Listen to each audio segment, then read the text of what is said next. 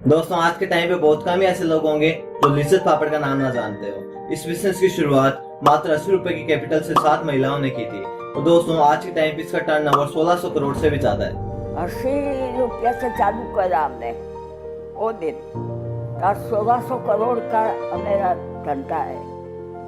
Hello everyone, Anshuman Joshi this side and welcome you all to the new video.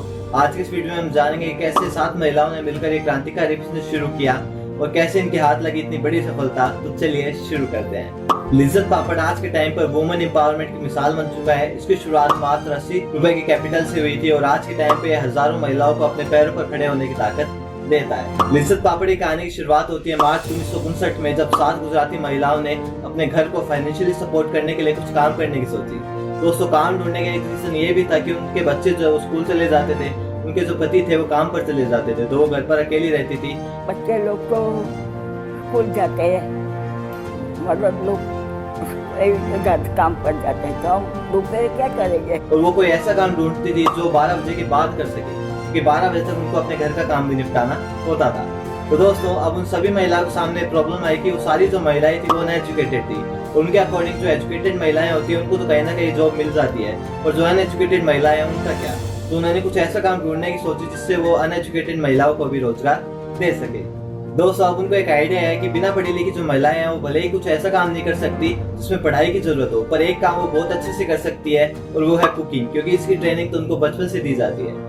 इसलिए उन्होंने सोचा कि हम पापड़ बना के बेचेंगे, जिसको गुजराती थाली की शान भी माना जाता है। इन महिलाओं ने आइडिया तो सोच लिया था, पर इसको एग्जीक्यूट करने के लिए इनके पास पैसे नहीं थे, तो इन्होंने एक समाज सेवी से 80 रुपए उधार लिए। 80 रुपया उसने लिया था और फिर 15 मार्च 1959 को 7 महिलाओं ने एक छत पर पापड़ के 4 पैकेट के निर्माण के साथ पापड़ बनाने की जर्नी शुरू कर दी। इन महिलाओं ने धंधा तो शुरू कर दिया था, पर इसको कैसे स्केल करना है वो इनको नहीं पता था। तो इन महिलाओं की मेहनत और लगन को देखकर पुरुषोत्तम दामोदर दत्तानी, जिन्हें महिलाएं दत्तानी बप्पा के नाम से भी पुकारती थी, उन्होंने इनको आगे का रोड मैप दिया कि आपको आगे कैसे स्केल करना है, धंधा करना है, कैसा करना है। ये हमारा बापा एक दत्तानी बापा था, देखा है, उसने हम सब सिखाया। शुरुआत में सभी महिलाएं 2 तरह के पापड़ बनाती थी। पहला हाई क्वालिटी पापड़, जिनको वो अच्छी दामों में बेचती थी, और दूसरा लो क्वालिटी पापड़, जिनको वो कम दामों में बेचती थी। उस टाइम पर दत्तानी पापा ने इनको एक सजेशन दिया कि आप स्टैंडर्ड क्वालिटी के पापड़ बनाइए और अपने सभी डिस्ट्रीब्यूटर्स को ये बता दीजिए कि हम ज्यादा कमाने के चक्कर में अपनी क्वालिटी के साथ खिलवाड़ नहीं करते हैं। और दोस्तों, उस टाइम पे दत्तानी पापा ने इसको एक बिजनेस की तरह चलाने और इसका हर चीज का लेखा जोखा रखने की सलाह इनको दी थी।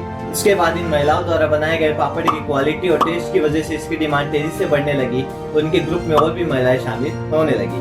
पहले तो कोई भी महिला इनके ग्रुप में ज्वाइन कर सकती थी, तो उसके बाद इसकी मिनिमम एज 18 साल कर दी गई, और फिर महज 3 महीने के अंदर इसमें 25 महिलाएं मिलकर काम करने लगी। पर पहले साल में ही बारिश की वजह से इनको अपने पापड़ के प्रोडक्शन को 3 महीने के लिए रोकना पड़ा था, क्योंकि बारिश के मौसम में पापड़ अच्छे से सूखते नहीं थे। वही इन्होंने जल्दी इसका भी सोल्यूशन स्टोव के जरिए निकाल दिया था। पहले साल के पापड़ की बिक्री 6196 रुपए की हुई थी, और फिर दूसरे साल इस ऑर्गेनाइजेशन में काम करने वाली महिलाओं की संख्या 150 हो गई थी। उसके बाद इन्होंने अपने पापड़ को और ज्यादा पॉपुलर करने के लिए न्यूज़पेपर में भी ऐड देना शुरू कर दिया, जिसकी वजह से इसकी पॉपुलैरिटी बढ़ने लगी और उसकी वजह से इसकी बिक्री भी बढ़ने लगी। और तीसरे साल के एंड तक इस ऑर्गेनाइजेशन में काम करने वाली महिलाओं की संख्या बढ़कर 300 हो गई थी। अब दोस्तों, इतनी सारी महिलाओं को एक छत पर काम कराना पॉसिबल नहीं हो पा रहा था, इसलिए औरतों को सुना हुआ आटा तौल कर दिया जाने लगा, जिससे वो नेक्स्ट डे अपने घर से जब आती थी तब पापड़ बनाकर साथ में लाती थी।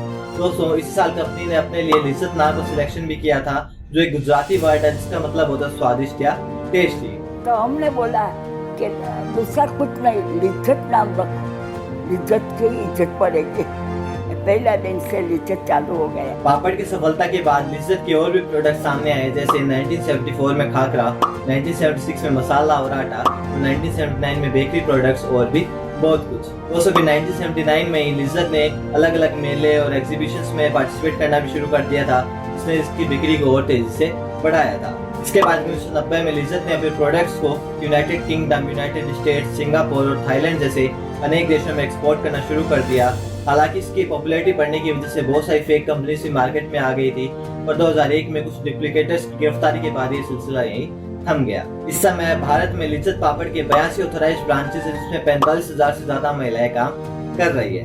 दोस्तों, 80 रुपए से शुरू हुई थी लिज्जत पापड़ की कहानी, और आज इसका टर्नओवर 1600 करोड़ से भी ज्यादा पहुंच चुका है। तो दोस्तों, ये थी कहानी वुमेन एम्पावरमेंट की मिसाल बन चुकी लिज्जत पापड़ की। आई होप आपको वीडियो पसंद आया होगा। अगर आपको इस वीडियो से जरा सी भी वैल्यू मिली, उसको अपने फ्रेंड्स और फैमिली मेंबर्स के साथ जरूर शेयर करिएगा, क्योंकि ऐसे वीडियो को बनाने में और डाटा इकट्ठा करने में बहुत मेहनत लगती है। तो अगर आपको वीडियो पसंद आया तो इस वीडियो को लाइक कर दीजिए, हमारे चैनल को सब्सक्राइब कर दीजिए। मिलते हैं नेक्स्ट वीडियो में। Till the time, make dreams, सपने बनाते हैं।